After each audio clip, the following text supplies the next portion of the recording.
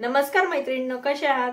सर्वांना आज देव दिवाळीच्या त्रिपुरा पौर्णिमेच्या सर्वांना खूप खूप अशा शुभेच्छा देते। सॉरी, थोडासा व्हिडिओ बनवायला वेळ झाला मला, कारण की आज देव दिवाळीची सर्व तयारी वगैरे केली होती। जशी आपण दिवाळी साजरी करतो त्याच प्रकारे आम्ही देव दिवाळी साजरी करतो, त्यामुळे थोडीशी वेळ झाला। सर्व आपलं पाणी वगैरे मारणं, सडा, रांगोळी, हळदीचं लेपन, आता देवपूजा वगैरे झाली, सर्व झाली। सत्यनारायणची पूजा झाली, त्यानंतर श्रीयंत्राची कुंकुमार्जन झालं। सर्व मी कशा पूजा विधी केल्या आहे ते सर्व तुम्हाला ह्या व्हिडिओमध्ये सांगणार आहे। तर तुम्हाला समजेल अशा पद्धतीने मी सांगणार आहे। त्यानंतर मी तुम्हाला कुंकुमार्जन कसं करावं, सत्यनारायणची पूजा कशी घालावी, हे सर्व डिटेल्स एक एक करून व्हिडिओ मी बनवणारच आहे। पण मी व्हिडिओला आता सुरुवात केल्यामुळे आता थोडंसं शक्य होत नाही, त्यात दिवाळी वगैरे आलं, माझं प्रोफेशनल पार्लर आहे, त्यानंतर कपड्याची दुकान वगैरे आहे, त्यामुळे मला व्हिडिओ बनवणं शक्य झालं नाही। आता मी जसं मला वेळ भेटेल तसे मी एक एक व्हिडिओ बनवणार तर आहेच आणि तुमच्याशी शेअर करणार आहे। तर मी आता तात्पुरतं तुम्हाला मी पूजा विधी कशी केली मी ते सर्व डिटेल्स तुम्हाला सांगते आहे, तर तुम्ही हा व्हिडिओ पूर्ण बघा।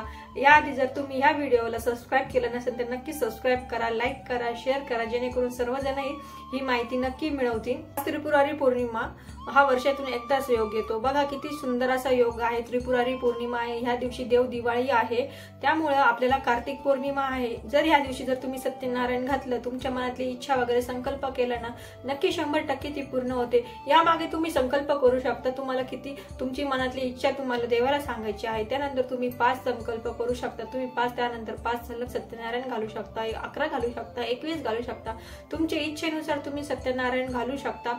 तर त्या पद्धतीने तुम्ही पूजा विधी करू शकता। बघा, आपण संकल्प करून सत्यनारायण पूजा जर केली ना, मनोभावेने पूजा केली ना, आपल्याला नक्कीच त्याचं फळ भेटेल। आणि त्याचबरोबर आपले कष्टही करणं तेवढेच गरजेचे आहे।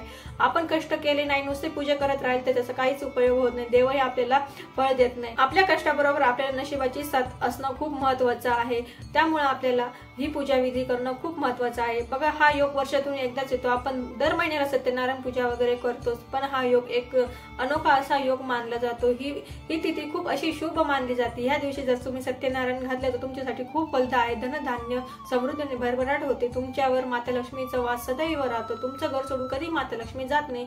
या दिवशी तुम्ही जर श्रीयंताचं, माता लक्ष्मीचं, कुलदेवतेचं तुम्ही जर कुंकुमार्जन केलं ना, तुमच्यासाठी खूप असं फलदायी राहणार आहे। मी तर आज हे सर्व केलेलं आहे, त्यामुळे आज मला हा व्हिडिओ बनवायला खूप उशीर झालेला आहे। कुंकुमार्जन कसं केलं, त्यानंतर सत्यनारायणची पूजा कशी केली, ही सर्व व्हिडिओ मी बनवलेला आहे, तुम्हाला मी थोडासा सांगण्याचा प्रयत्न करते आहे आणि याचे व्हिडिओ मी नक्कीच बनवणार आहे। एक वेळेला गुरुजी बोलवून सत्यनारायण पूजा नाही करू शकत, तर आपल्याला घरगुती पद्धतीने पूजा विधी कशी करायची आहे सत्यनारायणची ते सर्व मी तुम्हाला या व्हिडिओ मध्ये सांगत आहे। काही नाही, आपल्या खाली अर्ध्या तासामध्ये सर्व पूजा विधी होऊन जाते आणि आपण नक्कीच करू शकतो। बघा, तुम्ही दर महिन्याला दर पौर्णिमेला ही पूजा विधी करू शकता, किंवा नारळी पौर्णिमा असो, रक्षाबंधन असो, अशा शुभ दिवशी जर तुम्ही सत्यनारायणची पूजा केली तुमच्यासाठी खूप चांगलं असणार आहे। माता लक्ष्मीला तुमच्यावर कृपा आशीर्वाद राहणार आहे, त्यामुळे मी ही पूजा विधी केलेली आहे। तुम्हालाही मी ती समजून सांगण्याचा प्रयत्न करेन। चला तर मग सुरुवात करते, आणि तुम्ही अजून वेळ गेली नाही, संध्याकाळी ही पूजा विधी नक्की करू शकता। बघा, मी अगोदर धूप दीप लावलेला आहे, त्यानंतर श्रीयंत्र ताटामध्ये घेऊन हळदी कुंकू अक्षदा सुगंधी फुल मी वाहिलेलं आहे, त्यानंतर मी कुंकुमार्जन करत आहे। कुंकुमार्जन करता वेळी मी दुर्गा अष्टोत्तर शतनामावली देवीची 108 नावे मी पठण करीत आहे। मी मोबाईलवरही लावले आहे, जेणेकरून आपलं पठण करता वेळी लक्ष विचलित होऊ नये म्हणून, किंवा तुम्हाला ते जे येत नसेल तुम्ही मोबाईलवरही लावू शकता, किंवा तुम्ही श्री सुक्तमचंही पठण करू शकता। तुम्ही 11 वेळेला श्री सुक्तमचं पठण करू शकता। अशा प्रकारे मी कुंकुमार्जन केलेलं आहे। अशा प्रकारे मी श्रीयंत्रावर कुंकुमार्जन केलं, त्यानंतर मी सत्यनारायणच्या पूजेची तयारी सुरू केली। सर्वात अगोदर मी चौरंगाला आंब्याचे डहाळे बांधले, त्यानंतर पांढरं वस्त्र घेऊन मी जलपूर्ण कलश भरलेला आहे, त्यात हळदी कुंकू अक्षदा रुपयाचे नाणं आणि फूल मी टाकलेलं आहे। गहू आणि तांदूळ मी याचा वापर केलेला आहे, कुठलेही आपण 2 धान्य घेऊ शकतो। त्यानंतर मी गणपती स्वरूप एक सुपारी घेतलेली आहे, त्यानंतर मी कुलदेवतेची सुपारी घेतली आहे, त्यानंतर दुसरी सुपारी मी तिसरी सुपारी वरुण देवाची घेतलेली आहे। अशा प्रकारे 3 सुपारी आपल्याला लागत आहे।